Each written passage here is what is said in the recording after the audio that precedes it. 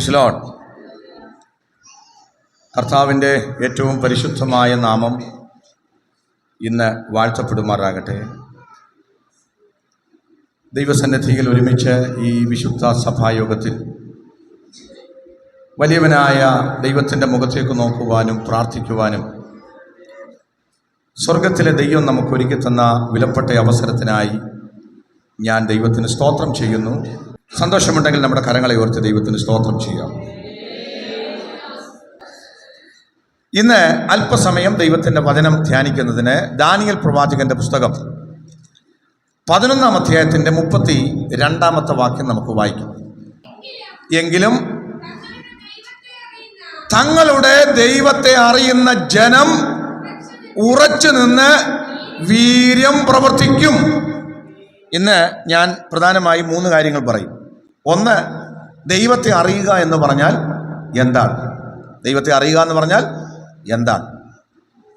2, നമ്മൾ ഈ ദൈവത്തെ അറിഞ്ഞാൽ അത് നമ്മളെ എങ്ങനെയാണ് ശക്തരാക്കുന്നത്? എങ്ങനെയാണ് നമ്മെ അത് ശക്തരാക്കുന്നത്? 3, ദൈവത്തെ നമ്മൾ അറിഞ്ഞാൽ ആ അറിവ് നമ്മളെ എങ്ങനെയാണ് ജയിപ്പിക്കുന്നത്? സ്തോത്രം. തൻ്റെ ദൈവത്തെ അറിഞ്ഞ ജനം ഉറച്ചു നിന്ന് വീര്യം പ്രവർത്തിക്കും. അപ്പം ദൈവത്തെ അറിഞ്ഞവരെങ്ങനെയാണ് ശക്തരാകുന്നത്? സ്തോത്രം. അപ്പം ആദ്യമായിട്ട് അറിയേണ്ടത് എങ്ങനെയാണ് നമ്മൾ ദൈവത്തെ അറിയുന്നത്? സ്തോത്രം. ഇന്ന് പകൽക്കാലം ഞാനും നിങ്ങളും ദൈവത്തെ അറിഞ്ഞവരെന്ന് അഭിമാനിക്കുന്നവരാ അല്ലേ മക്കളെ? നമുക്കെല്ലാവർക്കും അഭിമാനമുണ്ട്. ഞങ്ങൾക്ക് ആരെന്താണ്? ഞങ്ങൾക്ക് ദൈവത്തെ അറിയാം. സത്യമാ, ഈ കർത്താവിനെ നമുക്കെല്ലാവർക്കും അറിയാം. എത്ര പേർക്ക് ഉറപ്പുണ്ട് ഞാൻ സേവിക്കുന്ന ദൈവത്തെ എനിക്കറിയാം? പാസ്റ്ററെ, ഇത് വഴിതെറ്റി വന്നിരിക്കുകയല്ല, ആരുടെ അടുത്തായിരിക്കുന്നത് ഞങ്ങൾക്കറിയാം, ഈ ദൈവത്തെ എനിക്കറിയാം. പക്ഷെ നിങ്ങൾ അറിയണം, നാം ദൈവത്തെ അറിഞ്ഞു എന്നുള്ളത് സത്യമാണെങ്കിലും നമ്മുടെ അറിവിൽ നമ്മൾ വളരണം. സ്തോത്രം. കേവലമായ ഒരു അറിവല്ല, അതിനപ്പുറം ദൈവത്തെ ശരിക്കും നമ്മൾ അനുഭവിച്ചറിയണം. ഹോശേയ പ്രവാചകന്റെ പുസ്തകം 6-ാം അധ്യായം 3-ാമത്തെ വാക്യം ഇങ്ങനെ പറയുന്നു: വരുവിൻ, നാം യഹോവയെ അറിയുവാൻ ഉത്സാഹിക്കുക. ദൈവത്തെ അറിയാൻ ഇന്ന് പകൽക്കാലം ഈ ദൈവസന്നിധിയിൽ വന്ന ദൈവമക്കളോട് പറയട്ടെ, നമ്മുടെ ദൈവം ആരാണെന്ന് അറിയാൻ നിങ്ങൾക്കൊരു ഉത്സാഹം ഉണ്ടാകണം. സ്തോത്രം. ഇന്ന് പകൽക്കാലം ഇതിനകത്ത് ഇരിക്കുന്ന യൗവനക്കാരായ കുഞ്ഞുങ്ങളോട് എനിക്ക് പറയാനൊരു ദൂതുണ്ട്. നിങ്ങൾ ഇന്ന് ആരാധിക്കുന്ന, പ്രാർത്ഥിക്കുന്ന, സേവിക്കുന്ന നമ്മുടെ കർത്താവ് ആരാണെന്ന് ഏറ്റവും കൂടുതൽ നിങ്ങൾ അറിയണം. സ്തോത്രം, സ്തോത്രം. ഇവിടെ പുറകിലിരിക്കുന്നവരോട് ചോദിച്ചാൽ ഒരുപക്ഷെ അവർക്ക് ചില അനുഭവങ്ങൾ പറയാൻ കാണും. ഈ ദൈവമായിട്ടുള്ള അറിവിൽ അവർക്കുണ്ടായ വളർച്ചയുടെ രഹസ്യം, ഈ ദൈവത്തെ അറിഞ്ഞതിനെ കുറിച്ചൊക്കെ ചോദിച്ചാൽ, പാസ്റ്ററെ, എനിക്ക് എൻ്റെ കർത്താവിനെ അറിയാം. സ്തോത്രം. കേവലം ഇതെൻ്റെ ബുദ്ധിക്കകത്ത് നിൽക്കുന്നൊരു കാര്യമല്ല, എൻ്റെ അറിവിനകത്ത് നിൽക്കുന്ന കാര്യമല്ല. ഈ കർത്താവിനെ ഞാൻ അനുഭവിച്ചതാ. അവൻ ജീവനുള്ള ദൈവമാണെന്ന് എനിക്കറിയാം പാസ്റ്ററെ. യേശു കർത്താവ് ജീവിക്കുന്ന ദൈവമാണെന്ന് എനിക്കറിയാം. അവൻ പ്രാർത്ഥനയ്ക്ക് മറുപടി തരുന്നവനാണെന്ന് എനിക്കറിയാം. സ്തോത്രം. ചോദിച്ചാൽ അവർ പറയും, പാസ്റ്ററെ, ഇത് ഞങ്ങളുടെ അനുഭവമാണ്, ഇത് ഞങ്ങളുടെ അനുഭവമാണ്. കുഞ്ഞുങ്ങളോട് ചോദിച്ചാൽ അവർ പറയും, പാസ്റ്റങ്ങളെ, ഞങ്ങൾക്ക് അങ്ങനെ വലിയ അനുഭവമൊന്നും. ഇന്ന് പകൽക്കാലം ഞാൻ നിയോഗത്തോടെ പറയുന്നു, ഈ കർത്താവിനെ ജീവിതത്തിൽ ഒരിക്കലെങ്കിലും ഒന്ന് അനുഭവിച്ചാൽ നിങ്ങളുടെ ജീവിതം മാറും. എനിക്ക് ഈ ദൈവത്തെ ഒന്ന് അറിയണം. കുറച്ചായുസേ ഉള്ളൂ, ഈ ദൈവത്തെ എനിക്കൊന്ന് അറിയണം. അവനെ അറിഞ്ഞില്ലെങ്കിൽ എൻ്റെ ജീവിതം നഷ്ടമാ. അതുകൊണ്ട് ഈ ദൈവത്തെ അറിയാൻ ഞാൻ എന്ത് ചെയ്യണം? ഉത്സാഹിക്കണം. ഇത് കേവലം ബുദ്ധി കൊണ്ടുള്ള ഒരു അറിവല്ല കേട്ടോ, ബുദ്ധി കൊണ്ടുള്ള അറിവ് അല്ല. ഇത് ശരിക്കും ബന്ധത്തിലൂടെയുള്ള അറിവാണ്, ബന്ധത്തിലൂടെ ഉള്ള അറിവാണ്. നമുക്ക് ഉൽപ്പത്തി പുസ്തകം 4-ാം അധ്യായത്തിൻ്റെ 1-ാം വാക്യം ആദമിൻ്റെയും ഹവ്വയുടെയും ജീവിതത്തെക്കുറിച്ച് വായിക്കാം.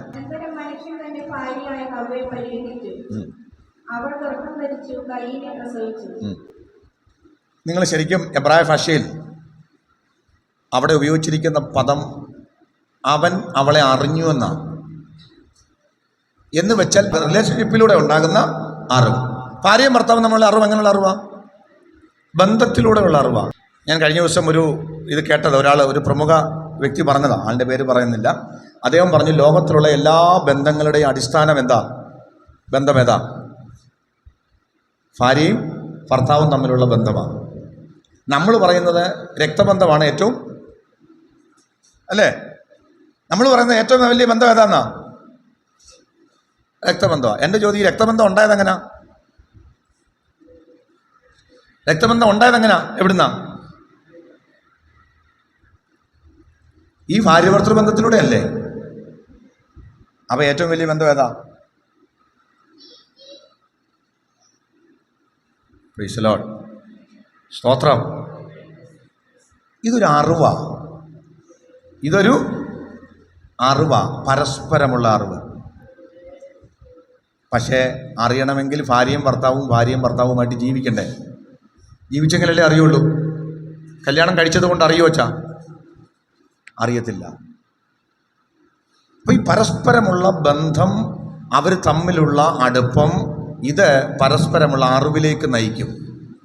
അങ്ങനെ ആഴമായി അറിയുമ്പം ഒരു കാര്യം പറയാം, അച്ചാനെ എനിക്ക് നല്ലപോലെ അറിയാമെന്ന് പറയും, അമ്മാമ്മ എനിക്ക് അറിയാമെന്ന് പറയും. അറിവിലൂടെയാണ് ഈ ബന്ധമുണ്ടാകുന്നത്. പക്ഷേ ചില ആൾക്കാർ പറയാറുണ്ട്, 25 കൊല്ലമായിട്ടും പറയും, പാസ്റ്റേ എനിക്ക് ഇങ്ങനെ ഇതുവരെ പിടികിട്ടിയിട്ടില്ല, എനിക്കിവിടെ ഇതുവരെ പിടികിട്ടിയിട്ടില്ല എന്ന് പറയുന്നവരുണ്ട്. അപ്പോൾ അവരുടെ ബന്ധം എന്തുവാന്ന് എനിക്കറിയാൻ വയ്യ. സ്തോത്രം.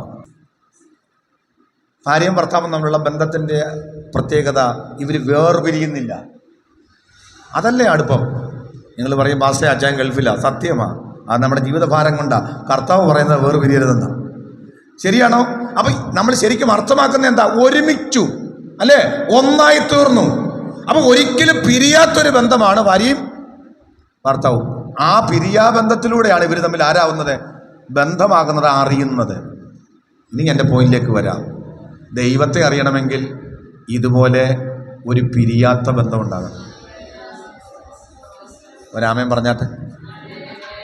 അച്ഛാ, ദൈവത്തെ അറിയണമെങ്കിലേ ഞായറാഴ്ച രാവിലെ ഇവിടെ വന്നിട്ട് ഒരു ബന്ധമായിട്ട് ഇവിടുന്ന് ഇറങ്ങുമ്പം, ടാറ്റ കർത്താവേ, ഇനി നമുക്ക് അടുത്ത ഞായറാഴ്ച വീണ്ടും കാണാം എന്ന് പറഞ്ഞിട്ട് പോയാൽ നിന്റെ കർത്താവിനെ നീ അറിയുന്നില്ല. എത്ര പേർക്ക് വചനം മനസ്സിലായി? സ്തോത്രം. യേശുവിനെ അറിയണമെങ്കിൽ അവൻ പിരിയാതെ നിരന്തരം അവൻ്റെ കൂടെ നടക്കണം, നിരന്തരം അവനോടൊപ്പം പോകണം. നീ എവിടെയെല്ലാം പോയാലോ അവിടെയെല്ലാം യേശു വരണം. യേശു എവിടെയെല്ലാം പോയാലോ നീ അവിടെയെല്ലാം പോകണം, ഒരിക്കലും പിരിയാത്ത. അതുകൊണ്ടാണ് ഒരു പാട്ടുണ്ട്, പിരിയാബന്ധമാണിതു യുഗകാലം വരെയും, മകൾ സ്നേഹം പരലോക പിതാവൂതൻ.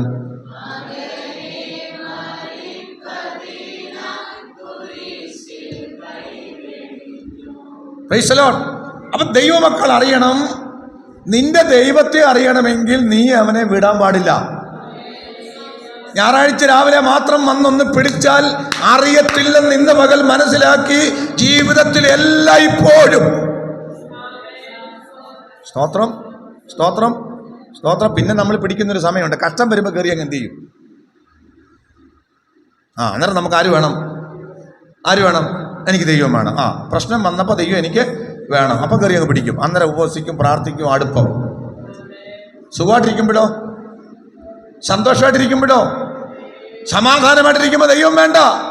ഇപ്പം എല്ലാം ഓക്കെ അല്ലേ? ഇനി പ്രശ്നം അടുത്ത് വരുമ്പോൾ, അങ്ങനെയാണെങ്കിൽ നീ ദൈവത്തെ അറിയില്ല. ജീവിതത്തിലെ എല്ലാ സമയത്തും നിന്റെ കൂടെ ഇരിക്കുന്നവനാണ് കർത്താവ്. സ്തോത്രം, സ്തോത്രം. കൊമ്പിന് മുന്തിരിവള്ളിയിൽ വസിച്ചിട്ടല്ലാതെ സ്വയമായി കായ്പാൻ കഴിയാത്തതുപോലെ ജീവിതത്തിൻ്റെ എല്ലാ സമയത്തും, അല്ലേ? വിവാഹം കഴിക്കുമ്പോൾ അങ്ങനെയല്ലേ പറഞ്ഞു വിടുന്നത്?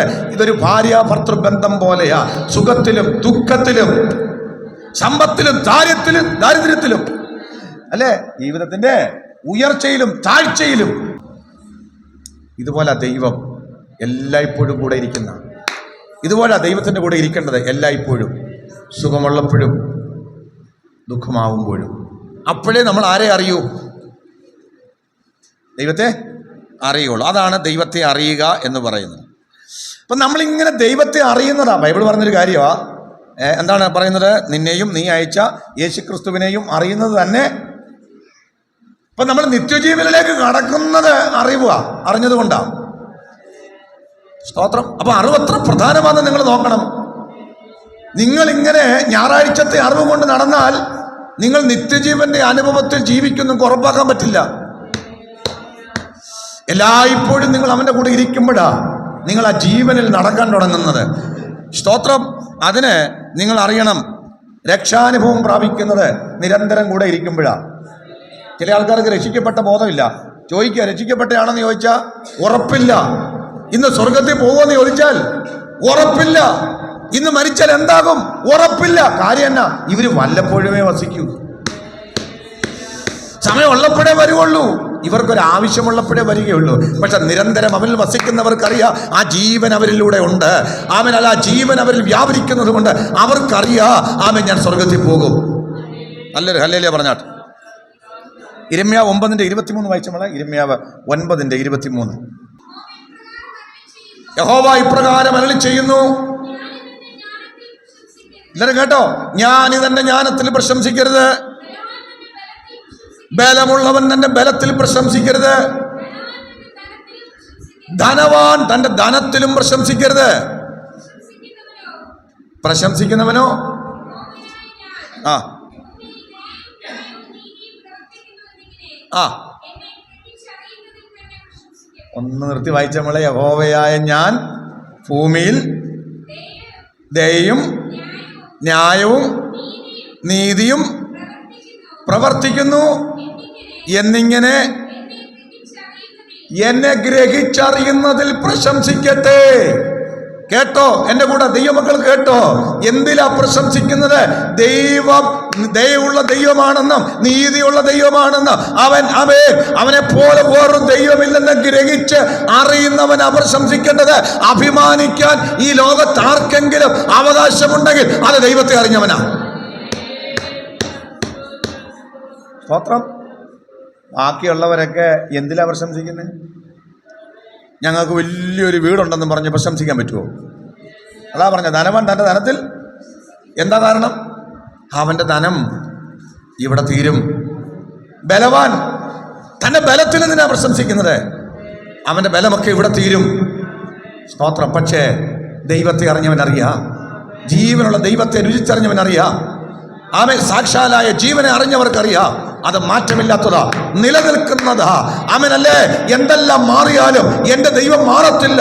അതുകൊണ്ട് ദൈവത്തെ അറിഞ്ഞവൻ അവന് പ്രശംസിക്കാൻ വകയുണ്ട്. എനിക്ക് യേശുവിനെ അറിയാമെന്ന് പറഞ്ഞ് അഭിമാനത്തോടെ നിങ്ങൾക്ക് പറയാം. കാരണം എൻ്റെ കർത്താവ് ഇന്നലെയും ഇന്നും എന്നേക്കും അനന്യനായ ദൈവം. നീ സേവിക്കുന്ന ദൈവം നിന്നെ കൈവിടത്തില്ലെന്നേ. നിന്റെ പണം നിന്നെ വിട്ട് മാറിയാലും, നിന്റെ ബലം നിന്നെ വിട്ട് മാറിയാലും, നിന്റെ ബന്ധുമിത്രാദികൾ മാറിപ്പോയാലും മാറാത്ത ദൈവമുണ്ടെങ്കിൽ അവനെ നീ ഗ്രഹിച്ചറിയുന്നതിൽ നീ അഭിമാനിക്കണം. Praise the Lord. പൗലോസിന്റെ വാക്ക് എനിക്കോ നമ്മുടെ കർത്താവായ യേശുക്രിസ്തുവിന്റെ ക്രൂശിലല്ലാതെ അതാ നമ്മുടെ കർത്താവിലും അവൻ്റെ പ്രവൃത്തിയിലുമാണ് നമ്മുടെ പ്രശംസ. Hallelujah, hallelujah. അവൻ്റെ ക്രൂശാണ് എൻ്റെ പ്രശംസ. ആമേൻ. അവനിലാണ് എൻ്റെ പ്രശംസ. അപ്പോൾ എന്ത് ചെയ്യണം? ഞാനും നിങ്ങളും ഈ ദിവസങ്ങളിൽ ദൈവത്തെ അറിയാൻ ഉത്സാഹിക്കണം. കുഞ്ഞുങ്ങൾ, നിങ്ങൾ ഉത്സാഹിക്കണം. സ്തോത്രം, സ്തോത്രം. എല്ലാവരും ഉത്സാഹിക്കണം. സ്തോത്രം. എന്തിനാ? നിനക്ക് എന്തെങ്കിലും പ്രശംസിക്കണമെങ്കിൽ ദൈവത്തിലെ പ്രശംസിക്കാൻ പറ്റും. വേറെ എന്തിനു വേണ്ടി നീ ചാടി നിർമ്മിച്ചു കയ്യിൽ കൈപ്പിടിയിൽ ഒതുക്കിയാലും അതിലൊന്നും നിനക്ക് പ്രശംസിക്കാൻ പറ്റില്ല. സ്തോത്രം. ലോകം മുഴുവൻ കീഴടക്കി. ഇന്ന് രാവിലെ കുഞ്ഞുങ്ങളെ സൺഡേ സ്കൂൾ പഠിപ്പിച്ചപ്പോൾ പറഞ്ഞു, ലോകം മുഴുവനും കീഴടക്കിയവനാ അലക്സാണ്ടർ ചക്രവർത്തി. എല്ലാവർക്കും അറിയാം. പക്ഷേ പോകാൻ നേരം അല്ലേ അവൻ്റെ കൈ ശൗര്യയുടെ പുറത്തേക്ക് ഇട്ടു, കൈ നിവർത്തി പിടിച്ചിരിക്കുക. ലോകം മുഴുവനും കീഴടക്കിയവനാണ് അലക്സാണ്ടർ. പക്ഷേ ഒന്നുമില്ലാത്തവനായി ഒന്നുമില്ലാത്തവനായി പോവുക. ഇന്ന് പകൽക്കാലം കർത്താവിൽ പ്രശംസിക്കുന്നവൻ ഒരു കാര്യമുണ്ട്, അവൻ പോകുമ്പോൾ കർത്താവിൻ്റെ കൂടെയാണ് പോകുന്നത്. ആമേൻ. എത്ര പേര് ആമേൻ പറയും? എത്ര പേര് ഇന്ന് രാവിലെ നന്ദിയോടെ ഇന്ന് പകൽക്കാലം സ്തോത്രം ചെയ്യും? കർത്താവ് കൂടെ ഉണ്ടോ? കർത്താവ് നിന്റെ പക്ഷത്തുണ്ടോ? അതുകൊണ്ടാണ് വചനം പറയുന്നത്, യഹോവ എൻ്റെ പക്ഷത്തുണ്ട്. ആമേൻ. അവൻ എനിക്ക് തുണ. മനുഷ്യൻ എന്നോട് എന്ത് ചെയ്യോ? ഇന്ന് പകൽക്കാലം ജീവിക്കുന്ന ദൈവവൈതലേ, ഞാനും നിങ്ങളിവിടെ അഭിമാനത്തോടെ സന്തോഷത്തോടെ നിൽക്കുന്നത് ആരെങ്കിലുമൊക്കെ സഹായിക്കുന്നത് കൊണ്ടല്ല, ആരെങ്കിലും കൂടെ ഉള്ളത് കൊണ്ടല്ല. നമ്മുടെ കർത്താവ് നമ്മുടെ പക്ഷത്തുള്ളത് കൊണ്ട് അവൻ നമുക്ക് തുണ. അവൻ നിന്റെ കൂടെ ഉണ്ടെങ്കിൽ ഒരു ശത്രുവിനും നിന്നെ തകർക്കാൻ പറ്റുകയില്ല, ഒരു വെല്ലുവിളിക്കും നിന്നെ ഒതുക്കാൻ പറ്റില്ല. കാരണം എൻ്റെ ദൈവം സർവശക്തനാണ്. മക്കളെ, ഇത് സ്വന്തമാക്കിക്കോണം. ദൈവം നിന്റെ സ്വന്തമാകണം. ഈ ദൈവത്തെ അറിയണം, അതിന് ഉത്സാഹിച്ചോണം. സ്തോത്രം. അതിനുവേണ്ടി എന്ത് ചെയ്തോണം? നീ നിന്നെ തന്നെ ഏൽപ്പിച്ചോണം. ഞാൻ കഴിഞ്ഞ ആഴ്ച പറഞ്ഞല്ലോ, ബുദ്ധിപരമായ അറിവൊന്നുമല്ല, യേശുവിനെ അറിയാമെന്ന് പറഞ്ഞുള്ള ബൗദ്ധിക തലത്തിലുള്ള അറിവല്ല, കേവലമുള്ള ബൗദ്ധിക ജ്ഞാനമല്ല കേട്ടോ. സ്തോത്രം. അതിപ്പോൾ പിശാചിനുമുണ്ട്. പിശാച് ഞാൻ പറഞ്ഞു കഴിഞ്ഞു അല്ലേ? എന്താ പറഞ്ഞ? പിശാചും ദൈവമുണ്ടെന്ന് നീ വിശ്വസിക്കുന്നോ? ദൈവം ഏകനെന്ന് നീ വിശ്വസിക്കുന്നോ? കൊള്ളാം. പിശാചുക്കളും അങ്ങനെ വിശ്വസിക്കുകയും വിറയ്ക്കുകയും ചെയ്യുന്നു. കാര്യം വല്ലതും ഉണ്ടാച്ചാ ഒരു ഗുണവും ഇല്ല. പിശാചിനെ വല്ല ഗതി പിടിക്കുമോ? ദൈവത്തെ അറിഞ്ഞത് കൊണ്ട് പ്രയോജനം വല്ലതും ഉണ്ടോ? ഇല്ല. സ്തോത്രം. പക്ഷെ എനിക്കും നിങ്ങൾക്കും അവനെ അറിയാമെങ്കിൽ നിന്റെ ജീവിതം മാറും, നിന്റെ ജീവിതത്തിന് വ്യത്യാസം വരും. തങ്ങളുടെ ദൈവത്തെ അറിഞ്ഞ ജനം ഉറച്ചു നിന്ന് വീര്യം പ്രവർത്തിക്കും. അപ്പോൾ എന്താണ് ദൈവശക്തി എന്ന് പറഞ്ഞാൽ? അത് ദൈവത്തെ അറിയുന്നതാണ്. ദൈവത്തെ അറിയുക എന്ന് പറഞ്ഞാൽ ബന്ധത്തിലൂടെ അറിയണം. കേട്ടുകേൾവിയോ ബുദ്ധിയോ ഒന്നുമല്ല. ആ അറിവുകൊണ്ട് ഒരു പ്രയോജനവും ആർക്കുമില്ല. പക്ഷെ അനുഭവത്തിലൂടെ അറിയണം. നിങ്ങൾ നിരന്തരം അവനെ വിടാതെ അവൻ്റെ കൂടെ അനുഗമിക്കുന്നതിലൂടെ, അവനിൽ സഹവസിക്കുന്നതിലൂടെ നിങ്ങൾ അവനെ അറിയണം. സ്തോത്രം. നിങ്ങളറിയണം, ഈ കാലത്ത് ഭക്തി എന്ന് പറയുന്നത് ഈ ദൈവത്തെ അറിഞ്ഞ് ദൈവശക്തി പ്രാപിച്ച ഭക്തിയല്ല. ലോകത്ത് ഭക്തിയുടെ ഒരു പ്രയോഗം എല്ലായിടത്തും ഉണ്ട്. ആൾക്കാർ ഞങ്ങൾ ദൈവത്തെ അറിയാമെന്ന് പറയും, പ്രാർത്ഥിക്കുന്നവരാ, പാടുന്നവരാ, പക്ഷെ എന്തോ ഇല്ല, ശക്തിയില്ല. ദൈവഭക്തി ഉള്ളവനാണെങ്കിൽ, അല്ലെങ്കിൽ ദൈവത്തെ അറിഞ്ഞവനാണെങ്കിൽ ഉറച്ചു നിന്ന് വീര്യം പ്രവർത്തിക്കണമെങ്കിൽ ശക്തി വേണം. വേണ്ടേ? പ്രതികൂലത്തിന് മുമ്പിൽ നിൽക്കണമെങ്കിൽ ശക്തി വേണം. വെല്ലുവിളിയുടെ മുമ്പിൽ നിൽക്കണമെങ്കിൽ ശക്തി വേണ്ടാച്ചാ. ശക്തി എവിടുന്ന് കിട്ടും? അത് യഥാർത്ഥ വ്യക്തിയിലേ കിട്ടൂ. 2 തിമോത്തിയോസ് 3:5 എല്ലാവർക്കും അറിയാം. എന്താണ്?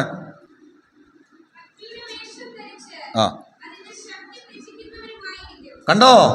ഭക്തിയുടെ വേഷം ധരിക്കുന്നവർക്ക് ശക്തിയില്ല. അങ്ങനെ നിങ്ങൾ കാണുന്നുണ്ട്, നല്ല കയ്യടിയും പാട്ടും പ്രാർത്ഥന പോലൊക്കെ തോന്നും. പ്രശ്നം വരുമ്പോൾ ഇവരെന്ത് ചെയ്യും? തകർന്നു പോകും. സ്തോത്രം. ആ ഭക്തി, നമ്മൾ ഭക്തിയൊക്കെ കണ്ടപ്പോൾ വിചാരിച്ച് നിൽക്കുമെന്ന്, പക്ഷേ എന്തോ ചെയ്തില്ല, നിന്നില്ല. അതിൻ്റെ കാരണം എന്താ? വേഷഭക്തിയായിരുന്നു, യഥാർത്ഥ ഭക്തിയായിരുന്നില്ല. യഥാർത്ഥ ഭക്തിയുള്ളവന് ശക്തിയുണ്ട്. തീച്ചുള മുമ്പിൽ വന്നാലും യഥാർത്ഥ ഭക്തൻ പറയും, യഹോവ ഞങ്ങളെ വിടുവിച്ചാലും വിടുവിച്ചില്ലെങ്കിലും. സ്തോത്രം. രാജാവ് നിർത്തിയ സ്വർണ്ണബിംബത്തെ നമസ്കരിക്കുന്ന പരിപാടിയില്ല. കാരണം ഞങ്ങളുടെ അകത്ത് ഭക്തി ഒരുവനോട് മാത്രമാ. അത് ജീവിക്കുന്ന ഞങ്ങളുടെ കർത്താവാ. ഞങ്ങൾ സേവിക്കുന്ന ദൈവത്തിന് ഞങ്ങളെ അറിയാം. സ്തോത്രം. അതാ ഞാൻ രാവിലെ പ്രാർത്ഥനയ്ക്ക് പറഞ്ഞത്, നമ്മുടെ ഇങ്ങോട്ട് ഈ പ്രതികൂലം വരുമ്പോഴറിയാം നമ്മൾ ഭക്തിയുണ്ട്, ശക്തിയുണ്ടോ. കർത്താവേ ഉള്ളൂ, യേശുവാണെന്ന് പറയാൻ പറ്റുമോ ഇല്ലോ എന്നുള്ളത് അപ്പോഴാണ് തെളിയുന്നത്. അതുവരെ കൈയടിക്കാം, അതുവരെ സ്തോത്രം പറയാം, ഞാൻ ഈ സഭയിൽ ഏറ്റവും വലിയ ഭക്തനാന്ന് പറയാം. പക്ഷേ ലവൻ്റെ വടിവാളിന് മുമ്പിൽ, അവൻ്റെ ദണ്ണിന് മുമ്പിൽ, അവൻ്റെ പീഡനത്തിന് മുമ്പിൽ നിൽക്കുമ്പോഴാണ് ഭക്തി തെളിയുന്നത്. ഇത് നമുക്ക് അറിയാവുന്നതുകൊണ്ട് നമ്മളിപ്പോഴേ കൂട്ടുപിടിക്കുക. അമ്മാരോട് നിൽക്കാൻ മുട്ടാൻ നമുക്ക് ദൈവം ഏതായാലും നിൽക്കത്തില്ല. കാരണം എനിക്ക് ഭക്തിയില്ല. കയ്യടിയും പരിപാടിയെ കൊണ്ട് പക്ഷേ വിഷയം വരുമ്പോൾ ഞാൻ ഓടും.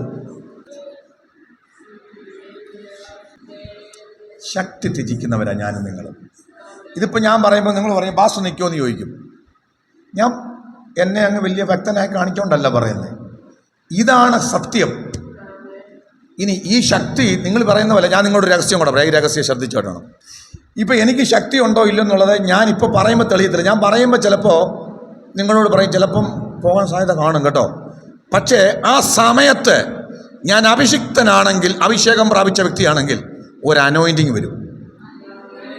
എത്ര പേര് വിശ്വസിക്കുന്നത് എനിക്കറിയാൻ വയ്യ. ആ അനോയിൻറ്റിങ് ആണ് നിങ്ങളെ നിർത്തുമോ നിർത്തുന്നില്ലയോ തീരുമാനിക്കുന്നത്. എത്ര പേർക്ക് ദൂതിൻ്റെ ആഴം പിടിയിട്ട് എനിക്കറിയാൻ വയ്യ. സിംഹം വന്ന് മുമ്പിൽ നിന്നപ്പോഴാ അവനല്ലേ, അവൻ ദാവീദിന്റെ യാഗത്ത് ഒരു അഭിഷേകം തിളച്ച് അതിനെ വലിച്ചു കയറി കളഞ്ഞു. സ്തോത്രം, സ്തോത്രം. ഇതാ അഭിഷേകം. ഗോലിയാത്ത് വെല്ലുവിളിക്കുമ്പോ സ്തോത്രം, അവന്റെ അഭിഷേകം തിളക്കുക. സാധാരണ പയ്യനാ, നീ കൊച്ചു പയ്യനാ, പക്ഷെ അകത്തിരിക്കുന്ന അഭിഷേകമാ പറയുന്നത്. വെല്ലുവിളിച്ച ഈ ഗോലിയാത്തിനെ ഇന്ന് തകർക്കണം. അവൻ പടക്കളത്തിൽ നേരെ ഓടുകയാണ്. ഇന്ന് ഞാൻ ഈ ദൂത് പറഞ്ഞ എന്തിനെന്നറിയോ? നിങ്ങളുടെ അഭിഷേകം റിയൽ ആണെങ്കിൽ പ്രശ്നം വരുമ്പോ നിങ്ങൾ എക്യുപ്പാവും, ശക്തീകരിക്കപ്പെടും. അല്ല നമ്മുടെ കഴിവിലൊന്നുമല്ല, നമ്മളൊക്കെ ഭയമുള്ളവരാ അല്ലയോ വെച്ചാ. ഏലിയാവ് ഒരു വെല്ലുവിളി വന്നപ്പോൾ ചാകാൻ ആഗ്രഹിച്ചില്ലയോ? ഇപ്പൊ തല കണ്ടിക്കെന്ന് പറഞ്ഞാൽ ഞാൻ ചിലപ്പോൾ മാറിപ്പോകും. പക്ഷെ എൻ്റെ അകത്ത് അഭിഷേകം അന്നേരം ശരിയായ അഭിഷേകമാണെങ്കിൽ അത് ആക്ടിവേറ്റ് ചെയ്യുമെന്നാണ് ഞാൻ ഈ പറഞ്ഞത്. അഭിഷേകം എന്നെ പറയും, കണ്ടിച്ചോളാൻ പറയും. അങ്ങനല്ലേ ആളുകൾ നിൽക്കുന്നത്? അങ്ങനല്ലേ നിൽക്കുന്നത്? ഓ, എനിക്കതൊക്കെ ഓർക്കുമ്പോൾ നിങ്ങൾ ഓർത്ത് വയ്ക്കേ. ഈ ഈർച്ചവാളിന് മുമ്പേ ആളുകൾ നിന്ന് എങ്ങനെ ആച്ചാ? പച്ച മനുഷ്യനായിട്ടാണോ? ആണോ? അവർ പച്ച മനുഷ്യനായിട്ടാണെങ്കിലും അവരുടെ അകത്തൊരു അഭിഷേകം തിളച്ചു. ജീസസ് ജീസസ് ജീസസ് എന്ന പകൽക്കാലം അതാ ദൈവശക്തി എന്ന് പറയുന്നത്. പ്രാർത്ഥിക്കുന്നവന്റെ മേൽ, യഥാർത്ഥ ഭക്തന്റെ മേൽ ഇറങ്ങി വരുന്ന ദൈവശക്തി അതാ. ആ ശക്തി പ്രാപിച്ചവന് വേദന വിഷയമല്ല, കല്ലേർ വിഷയമല്ല, പ്രതികൂലം വിഷയമല്ല. അവനെ ആത്മാവ് ശക്തീകരിക്കും.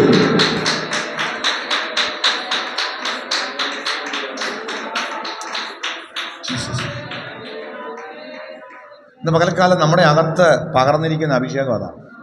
അപ്പം അതുകൊണ്ട് നമ്മൾ പ്രാപിച്ച അഭിഷേകം ഞാൻ ഈ പറഞ്ഞതുപോലെ കൈയടിക്കാനുള്ളതാണോ, അതോ ഏത് പ്രതികൂലത്തെ സഹിക്കാൻ ദൈവം നമുക്ക് നൽകിയ ശക്തിയാണോ എന്ന്, ആ അധികാരമാണോ, ആ ആത്മശക്തിയാണോ എന്നൊന്ന് പരിശോധിക്കണം. പ്രാപിച്ചത് പരിശോധിക്കണം. കാരണം നമ്മൾ പ്രാപിച്ചത് ഭീരുത്വത്തിൻ്റെ, മാനസികമായ ഭയമുണ്ട്, പക്ഷെ ആത്മാവിന് ഭയമില്ല. നീ ആത്മാവിൽ നയിക്കപ്പെടുകയാണെങ്കിൽ നിൽക്കും, എന്ത് സഹിക്കും. ആണോ? അപ്പൊ ദൈവത്തെ അറിഞ്ഞ ജനം എന്ത് ചെയ്യും? ഉറച്ചു നിന്ന് വീര്യം പ്രവർത്തിക്കും. അപ്പൊ എങ്ങനെയാ ശക്തി കിട്ടുന്നതെന്ന് ചോദിച്ചാൽ അതിൻ്റെ ഉത്തരമെന്ന് പറയുന്നത്, ദൈവത്തെ നമ്മൾ അറിയുമ്പോൾ അവൻ്റെ സ്വഭാവം നമ്മൾ മനസ്സിലാക്കും. അവിടെയാണ് നമ്മുടെ ശക്തി വ്യാപരിക്കുന്നത്. നമ്മൾ ദൈവത്തോട് കൂടുതൽ അടുക്കുമ്പോൾ നമുക്കൊരു കാര്യം മനസ്സിലാകും, ദൈവം ആരാന്നറിയാമോ? വിശ്വസ്തനാണ്. ദൈവം വിശ്വസ്തനാണെന്നറിഞ്ഞാൽ പിന്നെ നമ്മൾ ശക്തീകരിക്കപ്പെടത്തില്ലേ? ആണോ?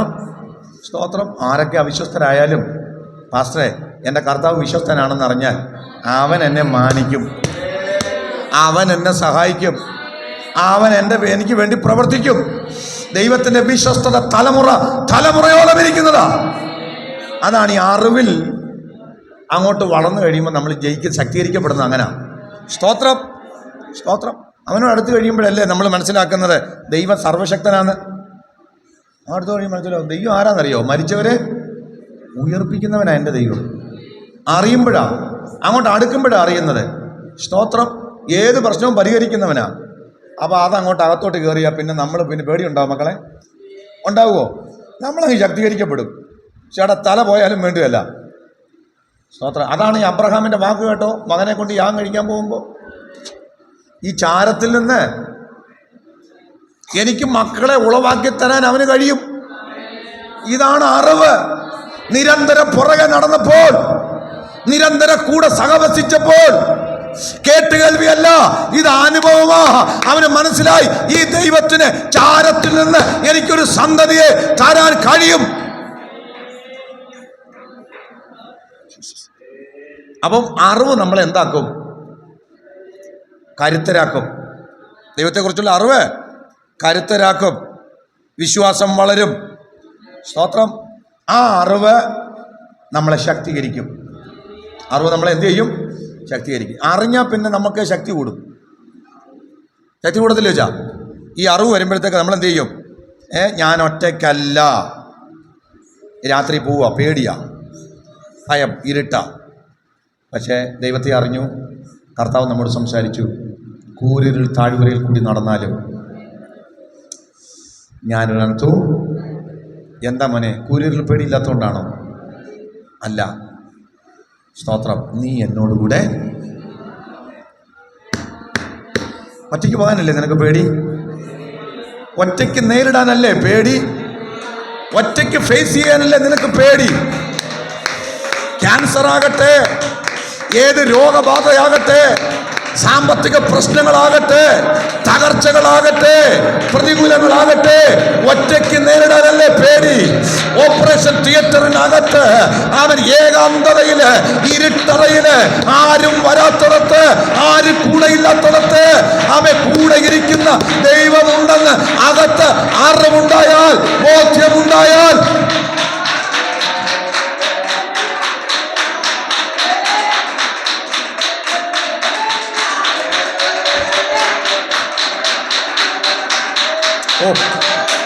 ഇന്ന് പകൽക്കാലം യേശുവിന്റെ നാമത്തിൽ നിന്റെ ജനം ഒറ്റയ്ക്കല്ല.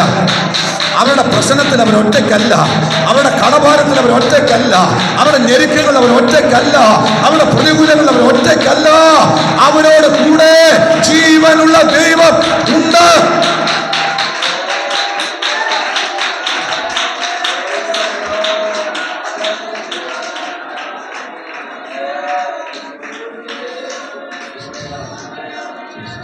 എങ്ങനെയാ പ്രിയപ്പെട്ടവരെ നമ്മൾ ദൈവത്തെ അറിയുമ്പോൾ ശക്തീകരിക്കപ്പെടുന്നത്? അതിനുത്തരം നമുക്കറിയാം. നമ്മുടെ ബലഹീനത എന്ന്, നമ്മുടെ ശക്തി എന്ന് പറയുമ്പം ലിമിറ്റഡാണ്, പരിമിതമാണ്. നമ്മുടെ സോഴ്സ്, നമ്മുടെ വിഭവങ്ങൾ പരിമിതമാണ്, നമ്മുടെ കരുത്ത് പരിമിതമാണ്, നമ്മുടെ ബുദ്ധി പരിമിതമാണ്. നമ്മൾക്കൊത്തിരി ബലഹീനതയുണ്ട്. പക്ഷേ ദൈവത്തെ അറിയുമ്പോൾ എങ്ങനെയാണെന്നറിയാം നമ്മളിതിനെ ഓവർകം ചെയ്യുന്നത്? അവൻ്റെ ശക്തി നമ്മുടെ ബലഹീനതയിൽ തികഞ്ഞു വരുന്നു എന്ന വെളിപ്പാട്. എനിക്ക് ബലം കുറവാണ്, പക്ഷേ അവൻ്റെ ശക്തി എൻ്റെ ബലഹീനതയെ കവച്ചു വെക്കുന്നതാണ്, അതിനെ എക്യുപ്പ് ചെയ്യുന്നതാ, അതിനെ ശക്തീകരിക്കുന്നതാ. സ്തോത്രം, സ്തോത്രം, സ്തോത്രം. ഇന്ന് പകൽക്കാല അവൻ പൗലോസിനോട് കർത്താവ് പറഞ്ഞു, മകനെ എൻ്റെ കൃപ നിനക്ക് മതി കേട്ടോ. അവൻ എൻ്റെ ശക്തി നിനക്ക് മതി.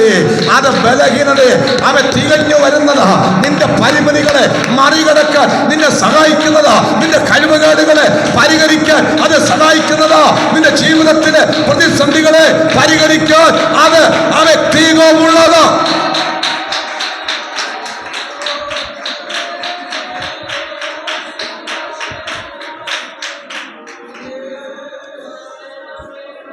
ഞാൻ സമയം പോയത് കൊണ്ട് എൻ്റെ വാക്കുകൾ അവസാനിപ്പിക്കും. ഞാൻ ഈ ശക്തീകരിക്കപ്പെടുന്നതിനെ കുറിച്ചേ പറഞ്ഞുള്ളൂ. ജയിക്കുന്നത് കൊണ്ട് എങ്ങനെ ജയിക്കാൻ പറ്റും? ശക്തി ഉണ്ടെങ്കിൽ പിന്നെ നമ്മൾ എന്ത് ചെയ്യും? ജയിക്കും. ശക്തീകരിക്കുന്ന പറഞ്ഞാൽ ബാക്കി ജയം അതിൻ്റെ പുറകെ വരും. ശക്തി ഉണ്ടെങ്കിലേ ജയിക്കാൻ പറ്റും. നമ്മളെ ജയിപ്പിക്കുന്ന, ശക്തീകരിക്കുന്ന ഒരു പ്രധാനപ്പെട്ട കാര്യം ഇവിടെ പറഞ്ഞേക്കാം. അത് വേറൊന്നുമല്ല, അവൻ്റെ വാഗ്ദത്തങ്ങളാണ്. സ്തോത്രം. പ്രതീക്ഷ നഷ്ടപ്പെട്ട് തകർന്ന് ജീവിതത്തിൽ മുന്നോട്ട് പോകാൻ പറ്റാതെ ജീവിതത്തിലെല്ലാം അവസാനിച്ചു നിൽക്കുമ്പോഴും നമ്മെ ശക്തീകരിക്കുന്നത് അവൻ്റെ വാഗ്ദത്തങ്ങളാണ്. എബ്രായ ലേഖനം 10:23 വാഗ്ദത്തം ചെയ്തവൻ വിശ്വസ്തൻ, അവനത് നിർവഹിക്കും. നമ്മൾ നിർത്തുന്നത് എന്ത് വെച്ചാൽ അവൻ്റെ പ്രോമിസാണ്. അവൻ പറഞ്ഞു കൈവിടത്തില്ല, അവൻ പറഞ്ഞു എല്ലാ നാളും കൂടെ ഇരിക്കും, അവൻ പറഞ്ഞു സകലവും ഞാൻ നന്മയ്ക്കാക്കും. പറഞ്ഞോ, ഇന്ന് അനുഭവിക്കുന്നതെല്ലാം ഞാൻ നന്മയ്ക്കാക്കുമെന്ന് പറഞ്ഞത് മനുഷ്യനല്ല. ഇന്ന് അനുഭവിക്കുന്ന ദുരിതങ്ങൾ നന്മയ്ക്കാക്കുമെന്ന് പറഞ്ഞത് ഏതെങ്കിലും പാസ്റ്ററല്ല, ഏതെങ്കിലും പ്രവാചകനല്ല. അനുഭവിക്കുന്നതിനെ മുഴുവൻ നന്മയ്ക്കാക്കി മാറ്റാൻ അവൻ എനിക്ക് കഴിവുണ്ട്, ഞാൻ അങ്ങനെ ചെയ്യുമെന്ന് പറഞ്ഞത് വാഗ്ദത്തങ്ങളിൽ വിശ്വസ്തനായ നമ്മുടെ കർത്താവാണ്.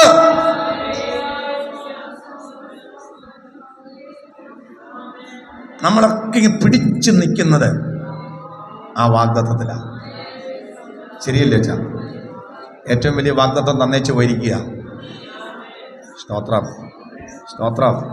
ഗലീല പുരുഷന്മാരെ, നിങ്ങൾ ആകാശത്തേക്ക് നോക്കി നിൽക്കുന്നത് നിങ്ങളെ വിട്ട് സ്വർഗാരോഹണം ചെയ്ത ഈ യേശുവിനെ സ്വർഗത്തിലേക്ക് പോകുന്നവനായി നിങ്ങൾ കണ്ടതുപോലെ തന്നെ അവൻ വീണ്ടും വരും. എല്ലാ കണ്ണുകളും ഒന്ന് അടയ്ക്കുമോ? വാഗ്ദത്തങ്ങൾ കിടക്കുക. നിന്റെ കുടുംബത്തെക്കുറിച്ചോ കുഞ്ഞുങ്ങളെക്കുറിച്ചൊക്കെ അവൻ പറഞ്ഞത് നിവർത്തിക്കാൻ അവൻ ശക്തനാണെന്ന് ഉറപ്പ് വരുമ്പോഴാണ് നമ്മൾ അവനെ അറിയും തോറും ശക്തീകരിക്കപ്പെടുന്നത്. ഒരു ശക്തിക്ക് നിന്നെ എതിർക്കാൻ പറ്റത്തില്ല, തകർക്കാൻ പറ്റത്തില്ല. കാരണം വാഗ്ദത്തമുള്ളവൻ ശക്തീകരിക്കപ്പെടും. എല്ലാ കണ്ണുകളും ഇന്ന് പകൽക്കാലം ഒന്ന് അടയട്ടെ. ദൈവത്തെ അറിഞ്ഞ ജനം ഉറച്ചു നിന്ന് വീര്യം പ്രവർത്തിക്കും.